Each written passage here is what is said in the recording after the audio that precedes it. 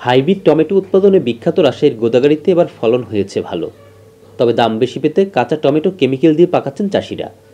চিকিৎসকরা বলছেন বিষাক্ত এই কেমিক্যালে পাকানো টমেটো খেলে আলসার, ক্যান্সার সহ হতে পারে মানবদেহের জটিল অসুখ। তবে তা মানতে নারাজ কৃষি বিভাগ। রাজশাহী চাঁপাইনবাবগঞ্জ সড়কের দুপাশে তাকালেই চোখে পড়বে মাটিতে বিছানো শত শত মন কাঁচা পাকা টমেটোর স্তূপ। জমি থেকে তুলে আনার পর সবুজ রঙের কাঁচা টমেটো পাকাতে কেমিক্যাল স্প্রে করা হচ্ছে প্রকাশ্যে। দুদিনের মধ্যেই সবুজ টমেটো লাল টকটকে হয়ে উঠছে। চাষিরা জানালেন, পাকা টমেটোর দাম বেশি হয় তারা এই কেমিক্যাল ব্যবহার করছেন। এটা একটা মেডিসিন দিলাম, মেডিসিনের নাম তো আমি লেখাপড়া জানি না, বলতে পারছি না, কিন্তু মালটা পাকার জন্য দিলাম। এটা মালটা মেডিসিনটা করলে আপনার মালটা তাড়াতাড়ি পাকবে, 2-3 দিনে মালটা পাকে, বিক্রি করতে ভালো লাগে। আর জমিতে মালটা পাকা যায় না, জমিতে পাকাতে গেলে 1 মাসের ধাক্কা আপনার পোক পাখলে নষ্ট করে দেয়। আর জমিতে পাকাইতে গেলে আপনার দামটা পাওয়া যায় কম, মানে 1 মাসে লেগে যায়। আর মেডিসিনটা নিয়ে এসে আপনার ওই মালটা তুলে এসে খোলানে দিয়ে মালটা পাকাইতে আপনার মালটাতে মেডিসিন দিয়ে আপনার দিনমান রোদ খাই আপনার পালা দিয়ে দিই, ছালা দেয়, পেপার দেয়, পলাতিং দিয়ে ঢেকে আপনার গরম ধরে, 2 দিন পর 3 দিন পর ভেঙে আপনার রোদে দিয়ে আপনার মালটা রং ধরে তাড়াতাড়ি। রং ধরলে কি দাম বেশি পাওয়া যায়? হ্যাঁ, দাম বেশি একটু পাওয়া যায়। আপনার ধরেন যে কাঁচাতে যদি 300 টাকা হয়, আপনার পাকাতে 400, 450, 500 টাকা মন। মেডিসিন দিয়ে এটা মানে পাকানোর জন্য আর কি, কালার করার জন্য মেডিসিনটা দিয়ে যাতে তাড়াতাড়ি এটা পেকে যায় আর কি। এটা কি মানুষের ক্ষতি করে এটা জানেন আপনি? না, এটা আমার আদৌ জানা নাই, তো আমি শুনিনি যে আজ পর্যন্ত শুনিনি যে ক্ষতি করে কি না করে, আসলে জানা নাই এটা। ঢাকার একজন ব্যবসায়ী জানালেন, স্বাভাবিকভাবে পাকা টমেটো ঢাকায় বিক্রি হয় না। টমেটো যত লাল রং ধারণ করে দাম ও চাহিদা ততটাই বেশি। মানে আপনাদের মেডিসিনটার উপরে ডিপেন্ড করতেছে আপনার হলো যে মেডিসিন ছাড়া ঢাকা কোনো টমেটো খায় না, মানে এর কোনো চাহিদা নাই। একটু হলুদ পাঠাবেন তার কোনো কাস্টমার নাই, যত কালার তত কাস্টমার।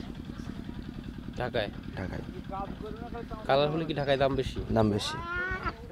তোরা কি জানে না যে এটাতে মেডিসিন দেওয়া আছে? হ্যাঁ জানে, অ্যাভেলেবল সবাই, তবে 100% মানুষের মধ্যে 99%ই জানে যে এটা মেডিসিন, তারপর খায়, তাছাড়া তো উপায় নাই। ওই সাথে সাথে খাইছে, চোখের স্বাদ, যেমন আমি দেখতেছি তারপর খাইতেছি। প্রকাশ্যে টমেটোতে কেমিক্যাল ব্যবহার করা হলেও তা শরীরের জন্য কতটা সহনীয় এ নিয়ে এখন পর্যন্ত কোনো পরীক্ষা করেনি বিএসটিআই। তবে ওরা টমেটো পাকানোর জন্য বা রং করার জন্য ইথিলিন, ইথিওফেন এই ধরনের কিছু কেমিক্যাল ব্যবহার করছে। ঠিক এক্সপার্ট ওপিনিয়ন দেওয়ার মতো অবস্থা আমাদের নেই, কিন্তু আমরা শুধুমাত্র টেস্ট করে কতটুকু আছে কি ইয়েস অর নট এটা আমরা বলতে পারি, কিন্তু এটা ক্ষতিকর কি না ক্ষতিকর বা কতটুকু ক্ষতির মাত্রা কী পরিমাণ এটা আমরা বলতে পারি না। না, টমেটো আমরা আমাদের ল্যাবরেটরিতে টেস্ট করি, কৃষি পণ্য আমরা টেস্ট করি না। এটা আমরা শুধুমাত্র ফিনিশ প্রোডাক্ট যেগুলো সেগুলো আমাদের এখানে টেস্টের জন্য আসে, কিন্তু র মেটেরিয়াল যেগুলো সেগুলো টেস্ট করার সুযোগ আমাদের ল্যাবরেটরিতে নেই। টমেটো যদি পাকানো হয় এগুলো দিয়ে, তাহলে কি হবে, টমেটো আমরা কাঁচা টমেটো খাই, রান্না করে খাই, সালাদ করে খাই। যদি এরকম টমেটো খেতে থাকি তাহলে কখনো পাকস্থলীতে যাবে, পাকস্থলীতে গেলে এটা আলসার করতে পারে, যেটাকে আমরা গ্যাস্ট্রিক আলসার বলি, ডিউটেনাল আলসার বলি। আলসারের পরে এটা বহুদিন ধরে খেলে আমাদের ক্যান্সারে পরিণত হতে পারে একসময়। তারপরে এটা রক্তে মিশে লিভারে যেতে পারে, লিভারের ডিজিজ করতে পারে, লিভার ক্যান্সার করতে পারে, কিডনিতে যেতে পারে, কিডনি ফেল করতে পারে।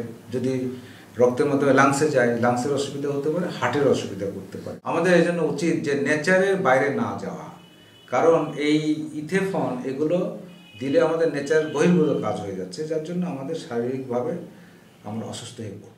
তবে গোদাগাড়ী উপজেলা কৃষি অফিসার দাবি করেছেন, এসব টমেটোতে যে মাত্রায় কেমিক্যাল ব্যবহার করা হচ্ছে তাতে মানুষের শরীরের কোনো ক্ষতি হবে না। ইথিফনটি বেসিক্যালি একটা ইথেন, যেটা গাছের সবজি বা ফলে ন্যাচারালি তৈরি হয়, এবং সেই ইথিফনের কাজ হচ্ছে পাকানো, সেটা আর্টিফিশিয়ালি তৈরি করে এটা স্প্রে করা হচ্ছে।